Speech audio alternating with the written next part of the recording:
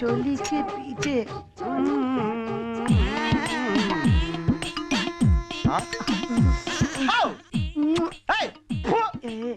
అలా చూస్తున్నావా? నువ్వు కాస్త ఎర్రగా ఉంటే ఎంత బాగుంటుందా అని ఆలోచిస్తున్నాను. నేను పుట్టినప్పుడు హాస్పిటల్లో కరెంట్ పోయిందంట, అందుకే ఇలా నల్లగా తగలటం. నువ్వు పుడుతున్నప్పుడు కరెంట్ పోయింది, నేను పుట్టే కరెంట్ పోయింది, అందుకే ఇలా నాను అంటూనే చిన్నది. ఎవడరా ఇక్కడ? శ్రీ శ్రీ శ్రీ శ్రీ విరాట్ శాస్త్రి గారు ప్రవేశించినప్పుడు ఎవడు పలకడేమిట్రా? ఎవడిక్కడ? నేనున్నా. ఏం కావాలి? వెళ్ళి వేడి పూరి తీసురా. పూరి కావాలా? పూరిలే. వీడెక్కడ దొరికాడు దరిద్రుడు? అమ్మా ఏమిట్రా ఇది? పట్టుకోవడానికి హ్యాండిల్ లేదు, మంచి లేదు అవుతారా? డైలీ మేము టాయిలెట్ లో వాడుతున్నాం కదా, చాలా కంఫర్టబుల్ గా ఉంది. టాయిలెట్ కు తీసుకెళ్తున్నారా? ఇదిగో పూరి. ఏమిట్రా ఇవి? పూరిలా బొప్పట్లా? పొంగలేదేమిట్రా పూరి? అన్ని పూరీలు పొంగుండు, తింటే తిను లేకుంటే లేదు. ఓరు వీడి దుంప దగ్గ, వీడెక్కడ దొరికాడు నాకు? ఏదో క్షుద్బాధ తెచ్చుకోవడానికి తప్ప పరిశుభ్రత ఇందులో. బుజ్జిగా వెళ్ళి కుక్క నా లేకుండా శాస్త్రి గారికి కరుస్తుంది. నన్నెందుకు కరుస్తుందిరా? మీరు తింటుంది దాని ప్లేట్లోనే కదా. నేను వెళ్ళిపోతానంటే ఏమిటి? ఇలాంటి హోటల్స్ లో అందమైనటువంటి అద్భుతమైనటువంటి సాలిడ్ గా ఉన్న అమ్మాయిని బెటర్ అప్పుడు అలాగే పెడతాను. బతులు గారు పెడతానంటే కాదు, పెట్టినప్పుడే పిలువ వస్తాను.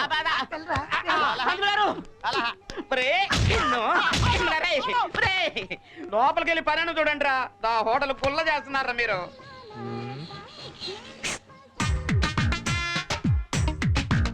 బుజ్జున్నాడా? ఏంటి పని? టిఫిన్ తినాలి. టిఫిన్ తినడానికి డబ్బులు ఉండాలి కానీ బుజ్జి ఎందుకు? ఏ నీ దగ్గర లేవా? చాలా ఎక్స్ట్రాలు మాట్లాడుతున్నావే. ఇది చాలా తక్కువ. బుజ్జిని బిలో. అలాగే సూర్యం బుజ్జి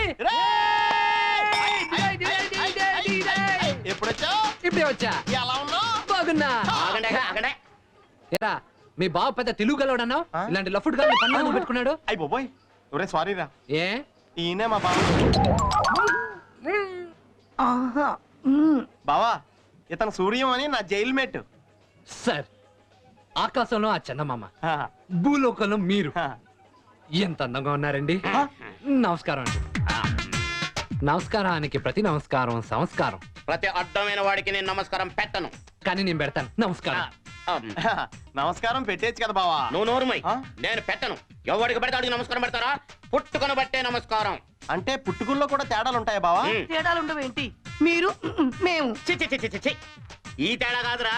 బ్రహ్మముఖంలోంచి బ్రాహ్మణులు, భుజాలోంచి క్షత్రియులు, తొడలోంచి వైశ్యులు, పాదాలోంచి శూద్రులు పుట్టారు. ఈ పుట్టుకల్లో నీ పుట్టుకేది? ఇదేది కాదు. మరి ఎట్టా పుట్టినట్టు? మా అమ్మ నాన్నకి పుట్టినట్టు. రే, మీ స్నేహితుని దగ్గర చాలా ఎక్స్ట్రాలు ఉన్నాయి రోయ్. ఈ చాలా తక్కువ. ముందు ముందు చూపిస్తాడు చూడు, తట్టుకోలేవు. పదరా టిఫిన్ చేద్ది గాని. సర్లే, ఏం తీసుకుంటావు చెప్పు. ఏముందో చెప్పు. నేను చెప్తాగా. బెత్తడి ఇడ్లీ, బూటి స్పాట్ అంత వడ, ముచ్చటైన చట్నీ, ముద్దొచ్చే సాంబార్. ఏం కావాలి? రే, వీడి మాటలేంట్రా తేడాగా ఉన్నాయి. మనిషి కూడా తేడా. ఒరేయ్, నువ్వెల్లో మసాలా దోశ పట్టరా. మసాలా దోశ అనుకు, నశాలానికి ఎక్కుద్ది. కుర్రోడు అసలే చాకులాగున్నాడు. అట్ట చూడమాకయ్యా. సూర్యం, సూర్యం, ఆ రౌడీ వెదలు మీ అమ్మ సమాధున్న శ్మశానాన్ని కూల్చేస్తున్నారు. ఆ స్థలాన్ని భూకబ్జా చేస్తున్నారు. నువ్వు అక్కడికి వెళ్ళు, నేను వెళ్ళి పోలీసులు తీసుకున్నాను.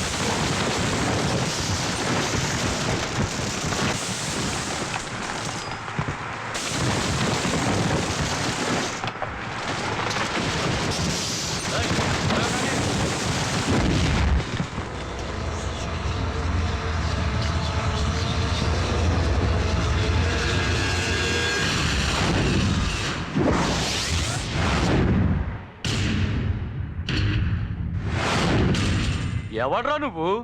కొంచెం అయితే పోయి ఉండేవాడివి. తప్పా అన్నా. అన్నా, మా అమ్మ సమాధి పోతే నీ బతుకున్న పోయినట్టు సమానం అన్నా. నీకు కావాలంటే హైదరాబాద్ అంతా ఆక్రమించుకో, వీటిని మాత్రం వదిలే అన్నా. సిటీలో ఆక్రమించుకోవడానికి పొలిటీషియన్స్ మాకేం మిగల్చలేదు.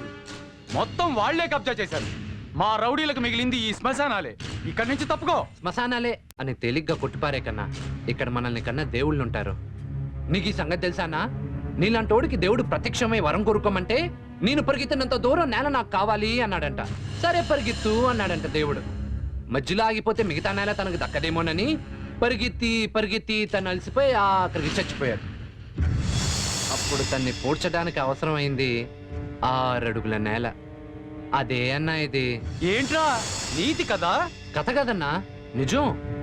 బిడ్డ పుడితే ఉయ్యాల తోటలో వేస్తారు, మనిషి పోతే మట్లో పూడుస్తారు. సమాధులు మనం కట్టుకున్న జ్ఞాపకాల చెట్లన్నా, వాటిని కూల్చకూడదు. వెళ్ళిపో అన్నా. కూలిస్తే ఏమవుద్దిరా? గోడను కూలిస్తే హద్దు పోతుంది, ఇంటిని కూలిస్తే నీడ పోతుంది, సమాధిని కూలిస్తే ప్రాణం పోతుంది. వెళ్ళన్నా. ఏంట్రా ప్రాణం తీసేంత పోటుగాడివా? ఇంటి కూడు తిన్నవాడు నీట్గా కొడతాడు, జైలు కూడు తిన్నవాడిని కదా నాటుగా కొడతాడు.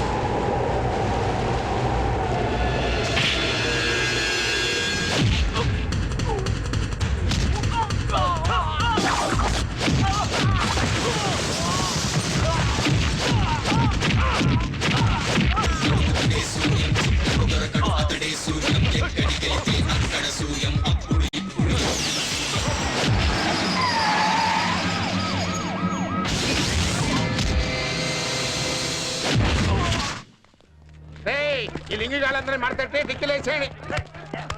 నువ్వు ఆగరా.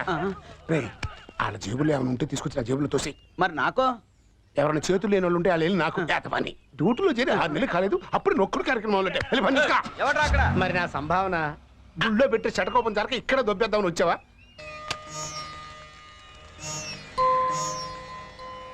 రే సూర్యం, అమ్మా, మా పోలీసులు చేయలేని పని నువ్వు చేసావురా. అవును బాబు, సందుల్లో పడి మామూలు వసూలు చేయటం, నా హోటల్లో పడి పందుల్లాగా మెక్కటం. సంపూ తింటున్నారు బాబు వీళ్ళు.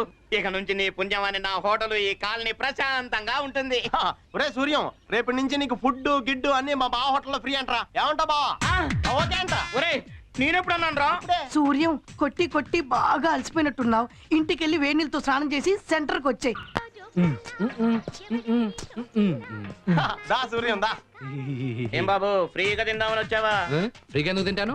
డబ్బులు ఇచ్చే తింటాను. ఏ బాబు. ఒరే బుజ్జి, ఒక 50 అప్పు ఇవ్వరా. అబ్బా బావా, నాకు 50 ఇచ్చి నా జీతంలో కట్ చేసుకో. ఇయ్యే అలా సొత్తవే. ఆ 50 మీ బావకిచ్చి నేను టిఫిన్ తిన్నాక బిల్లు కట్ చేసుకొని బ్యాలెన్స్ నాకు ఇమ్మను. విన్నావు కదా, మళ్ళీ చెప్పట్లేదు అనుకుంటా. ఏం తీసుకుంటావు? ఊరి ఒరే, మా బావగాడు బాగా ఓవర్ చేస్తున్నాడు. అన్న సూప్ చూడవా? ఫుల్గా చూపించానా? సగం సాలాడికి చచ్చిపోతాడు. ఆ టేబుల్ చూసుకొని కొట్టాం. రండి సుబ్బారావు గారు. ఊరి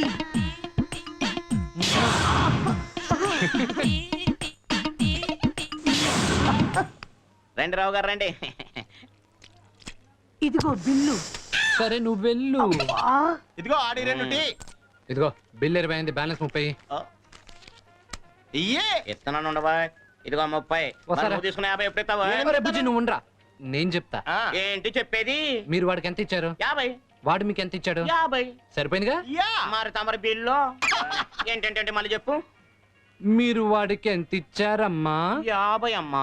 వాడు మీకెంత ఇచ్చాడమ్మా? 50 అమ్మా. సరిపోయింది కదమ్మా. మరి తమరి బిల్లు అమ్మా.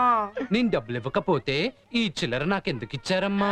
మీరు నన్ను కన్ఫ్యూజ్ చేస్తున్నారు. ఎలా ఇందులో కనిపిస్తూనే ఉందా? 20 రూపాయలు టిఫిన్ తిని 30 రూపాయలు అట్టుకెళ్ళిపోతుంది. బాబు ఏంటమ్మా? నాకు అర్థమైంది బాబు. బుద్ధి తక్కువై మనం మీకు నమస్కారం పెట్టలేదు, క్షమించండి బాబు. ఇప్పుడు పెడతాను బాబు. నమస్కారం బాబు. ఉదయకాలం బాబు. శుభోదయం.